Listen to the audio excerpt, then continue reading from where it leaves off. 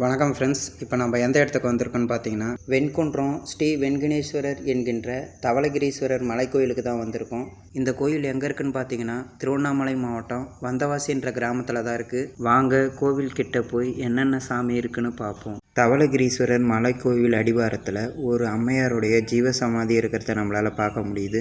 இவங்க பேர் யாருக்காவது தெரிஞ்சால் கமெண்ட் பாக்ஸில் கமெண்ட் பண்ணுங்கள். சரி, வாங்க மலை ஏற ஆரம்பிப்போம். இந்த கோவில் பார்த்தீங்கன்னா 1500 அடி உயரத்தில் அமைஞ்சிருக்கு. இந்த கோவில் 1000 வருஷத்துக்கு முன்னால் பல்லவர் காலத்தில் கட்டப்பட்டு இருக்கு. நீண்ட நாளாக இந்த கோவிலுக்கு வரணுன்ற கனவு இன்னைக்கு தான் நிறைவேறி இருக்கு. மரங்கள் பசுமையாக வளர்ந்துருக்கு.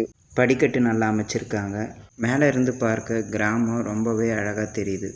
இங்கே பாருங்கள், ஒரு ஆலமரம் வளர்ந்து ஒரு மண்டபம் முழுசாக சிதறமடைஞ்சிருக்கு. மேலே என்னவோ பறக்குது, அது என்னன்னு தெளிவாக தெரியல. உங்களுக்கு தெரிஞ்சால் கமெண்ட் பாக்ஸில் கமெண்ட் பண்ணுங்கள் ஃப்ரெண்ட்ஸ். நாம் முன்னால் பார்த்த அந்த மண்டபத்தை கிட்ட போய் பார்ப்போம் வாங்க. அந்த மரம் வளர்ந்ததுனால அந்த மண்டபம் இப்படி சிதலமடைஞ்சிருக்கு. மலை மேலே இருந்து கிராமத்தை பார்க்க ரொம்பவே இயற்கை காட்சி அழகாக தெரியுது. விவசாய நிலமும் அழகாக இருக்குது. சரி, வாங்க தொடர்ந்து மலை ஏற ஆரம்பிப்போம். இங்கே பாருங்கள் ஃப்ரெண்ட்ஸ், நம்ம தலைக்கு மேலே ஒரு பாறை தொங்கிக்கிட்டு இருக்குது. இருந்தாலும் அது கீழே விழாதுன்ற நம்பிக்கையோட மேலே ஏறி போகலாம் வாங்க. இங்கேருந்து பார்க்க இது குறுகலாக இருக்கிற மாதிரி தான் தெரியும், ஆனால் மேலே ஏறி போக போக நல்லா தான் இருக்கும். சரி வாங்க, மேலே ஏறி போகலாம். எனக்கு முன்னாலேயே என் ஃப்ரெண்ட்ஸுங்களாம் மேலே ஏறி போயிட்டாங்க. இங்கேயும் பாருங்கள் ஃப்ரெண்ட்ஸ், ஒரு பாறை நம்ம தலைக்கு மேலே தொங்கிக்கிட்டு இருக்குது. இதுவும் கீழே விழாதுன்ற நம்பிக்கையோட தொடர்ந்து மலை ஏறி போகலாம் வாங்க. நாம் கோவில்கிட்ட வந்துட்டோன்னு நினைக்கிறேன். மேலே ஏறி வந்துட்டோம். நந்தீஸ்வரர் அனுமதி வாங்கிட்டு சிவபெருமானை பார்க்கலாம் வாங்க.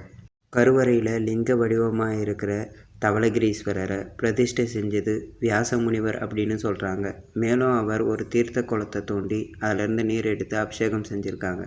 அடுத்ததாக விநாயகரை பார்க்கலாம் வாங்க. விக்கிரகம் முழுவதும் விபூதி பூசி மிகவும் அழகாக காட்சி அளிக்கிறாரு விநாயகர். விநாயகர்கிட்ட ஆசி பெற்று முருகப்பெருமானை பார்க்கலாம் வாங்க. இங்கே இருக்கிற முருகப்பெருமானுக்கு 6 முகம் இருக்குது. முன்னால் 3 முகமும் பின்னால் 3 முகமும் இருக்குது. பின்னால் போய் பார்த்தா தான் மீதி இருக்கிற 3 முகம் தெரியும்.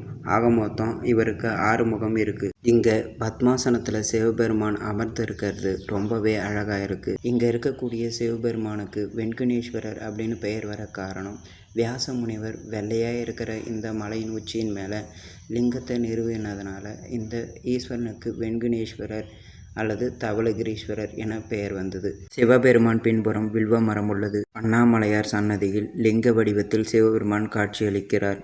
அருகாமையில் பார்வதி தேவி நின்ற கோலத்தில் அருள் பாலிக்கிறார். முருகனுக்கு சிவபெருமான் இங்குதான் ஜோதி வடிவமாக காட்சியளித்தார். ஒரு வழியாக மலை மேலே இருந்த எல்லா சாமியையும் பார்த்து முடிச்சிட்டோம். கீழே இறங்கிறதுக்கு முன்னால் எல்லாரும் தெரிஞ்சுக்க வேண்டிய ஒரு முக்கியமான விஷயம் இருக்குது.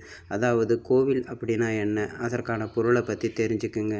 அதாவது கோ என்பது கடவுளை குறிக்கும், இல் என்பது அவர் இருப்பிடத்தை குறிக்கும். அதாவது இறைவன் வாழக்கூடிய ஒரு இடத்திற்கு கோவில் அப்படின்னு பெயர். கீழே நிறைய இடம் இருக்கும்போது எதுக்காக கோவிலை மலை உச்சியில் கட்டியிருக்காங்க, அதற்கான ரகசியத்தை தெரிஞ்சுக்குங்க. அதாவது பூமியில் எங்கே காந்த சக்தி அதிகமாக விழுதோ அந்த இடத்த கணிச்சு அந்த இடத்துல கர்ப்பகிரகத்தை அமைச்சு அதை சுற்றி கோவில் கட்டினாங்க. விவசாய நிலங்களில் நீங்கள் வாய்க்கால் அமைச்சு பார்த்துருப்பீங்க. ஆனால் இங்கே பாருங்கள், கல் மேலேயே வாய்க்கால் அமைச்சிருக்காங்க. மலை உச்சியில் எவ்வளவு மழை பெஞ்சாலும் இந்த வாய்க்கால் மூலமாக அந்த தண்ணியெல்லாம் ஒரு சிங்கமுக யாழி வழியாக வெளியேறுற மாதிரி செஞ்சுருக்காங்க. இந்த வீடியோ பிடிச்சிருந்தால் லைக் பண்ணுங்கள், ஷேர் பண்ணுங்கள், உங்கள் ஃப்ரெண்ட்ஸ் அண்ட் ஃபேமிலியோடு ஷேர் பண்ணுங்கள். இந்த வீடியோவை கடைசி வரைக்கும் பார்த்த எல்லோருக்கும் நன்றி.